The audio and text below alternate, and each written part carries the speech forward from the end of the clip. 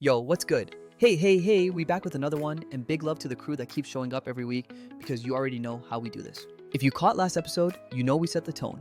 We bring energy, we keep it real, and we build stuff that actually helps creators grow. Today I'm opening the hood, no gatekeeping, and I'm handing over workflows, screenshots, and cheat codes. Everything I use to squeeze more value out of one live stream. If you want to blow up your podcast, live show, or long form videos, you absolutely need to lock in for the rest of this conversation. Quick honest moment. I just got back from NAB, the National Association of Broadcasters, and my brain is absolutely full of new information. NAB is that yearly deep dive event for streaming, broadcast, and video production folks where all the industry secrets are shared. I was pacing the expo floor like a kid in a candy store, seeing all the newest tech demos, talking to different teams, and rigorously testing out new tools. Most importantly, I picked up a whole lot of practical systems that I brought straight back to the studio because we absolutely do not hoard knowledge around here. We always give it away. So let me ask you straight up, when you finish a live stream or drop a long podcast, do you ever sit back and genuinely wonder how to get the absolute most out of those 2 hours you just spent? If your answer is yes, that's perfect. And if your answer is I'll figure it out later, that's also fine, but you need to stay with me because this next part is where the real multiplier effect happens. The very first thing I want you to do right after this video ends is open an incognito window. Type your channel or show name into YouTube and watch exactly what a brand new viewer sees first. Don't just assume you know the answer because I did this with our channel and guess what I found? It was ads, then rows upon rows of shorts before a long VOD or live feed ever appeared on the screen. That is the reality of YouTube right now. Short form content is massively prioritized by the algorithm. Your actual content discovery path might truly surprise you, and that surprise should immediately inform your entire repurposing strategy going forward. Now for the platforms, here's a quick call out time. When people talk about repurposing, they usually list TikTok, Instagram, YouTube Shorts, Pinterest, blogs, and newsletters. My honest advice is to start by diving deep into just 1 or 2 platforms that matter most to you right now. The actual editing is rarely the hardest part of this process. It's the absolute necessity of being consistent with your output. Consistency, my friends, always comes from building a repeatable system, and well-built systems are the only things that actually scale with your growth. Once you have that solid system in place, you can easily train team members or hand the entire process over to an editor, and everything will just hum along smoothly. Speaking of those great systems, let's finally talk about the specific tools that make all this possible. You've probably heard of Opus Clip and a few other similar AI clip generation tools that promise to automate your workflow. Those tools are undeniably great because they cut your long form into vertical clips, find those key hook moments, and save you hours of tedious grunt work.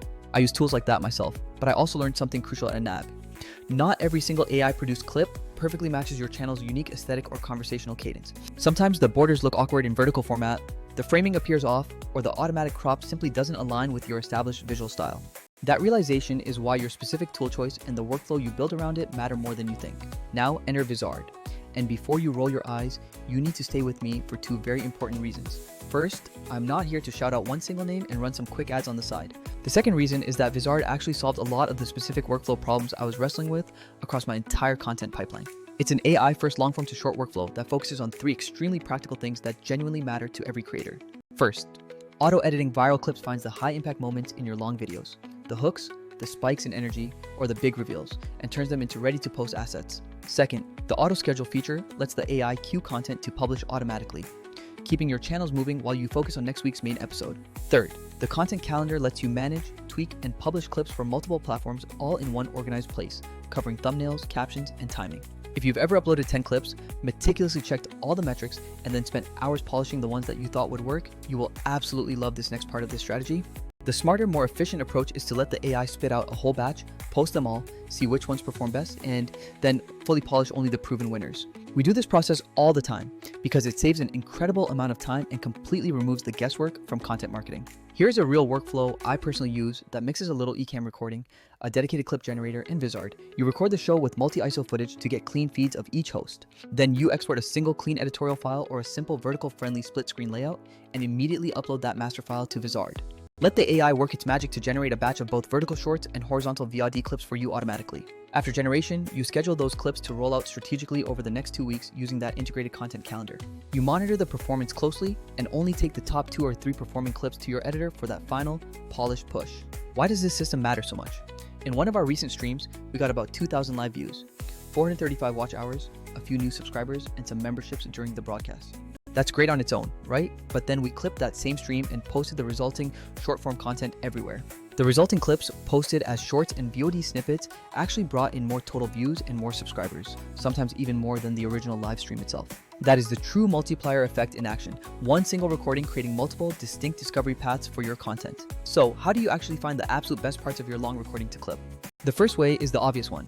Look for chat spikes, because when the chat lights up, you instantly know people reacted strongly to something. You should then scrub the Vizard precisely at those times to pull out those high energy moments for your clips. The second way is the secret technique, comparing retention data against chat activity. Sometimes the chat goes completely quiet, but your audience retention stays incredibly high, which is a huge signal. That quiet period is often when people stop typing, because they are completely locked into something truly valuable you are saying on screen. You should never ignore those quiet but deep moments, because they make the most amazing, concentrated value clips. So when you review your analytics, you must actively look for both sharp chat spikes and those sustained retention plateaus as your primary clipping candidates. Here are a few practical tips I learned from testing different tools extensively to maximize your output.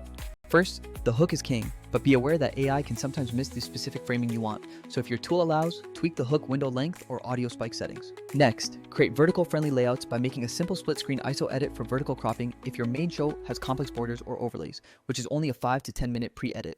Then, use your data to decide what to predify, meaning you should never spend all night polishing a clip until you know it actually resonates with your audience. Also, export XML or project files if your editor is involved, because modern tools often allow for a simple drag and drop polishing job. For a platform strategy, pick one or two where your core audience is most likely to discover entirely new content from you. For many creators, that will be YouTube Shorts and Instagram Reels, since they are still huge drivers for initial discovery right now. But if you have a strong Twitch focus, remember that Twitch's discovery curve is weird, so you must reclaim that content by posting the best highlights elsewhere first. Ultimately, you need to use those short clips as a magnet to bring people back to watch your much longer, more valuable VA'd content. Clips are also much easier for your current audience to share. People naturally love sending a quick 30-second nugget to a friend way more than a 2-hour recording. Here is a real-life example of this test and scale approach.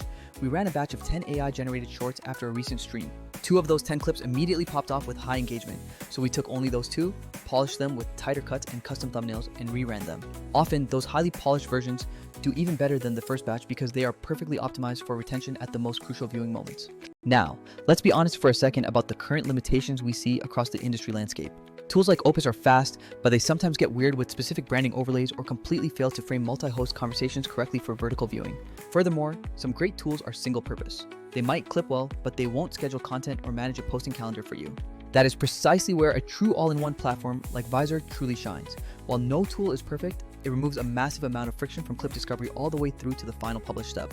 Here are the final nuggets you can actually take action on today, starting right now. Do the incognito search on your channel to see what a first-time viewer sees, build a 1 or 2 platform repurposing habit before you try to scale everywhere, and record multi-ISO or clean footage to ensure you get better vertical crops. Also, use AI to batch create clips, and then let the metrics guide which ones deserve your final polish, and actively look for both chat spikes and silent retention plateaus as strong clipping candidates. Finally, schedule those clips so they publish automatically while you are already working on next week's main content, and then hit the thumbs up if any of this landed for you. Please type in the chat right now which platform you're focusing on. Are you leaning into YouTube Shorts, Instagram Reels, TikTok, or are you still deep in the long-form only hustle? I genuinely want to hear what you are currently testing, because I promise I will share more real-world examples from our own content runs. Alright, that officially wraps up the show for today. Absolutely no gatekeeping from this side. We walked through how to structure a show for easy repurposing, how to find the best moments, which tools help the most, and a practical full cycle process. Record, batch clip, publish, measure, and finally, polish the winners. If you are diligently building a system like the one we discussed, you are definitely not working harder. You are working fundamentally smarter. Catch you all next week, so please come prepared with your analytics receipts and any questions you have so we can iterate and improve together.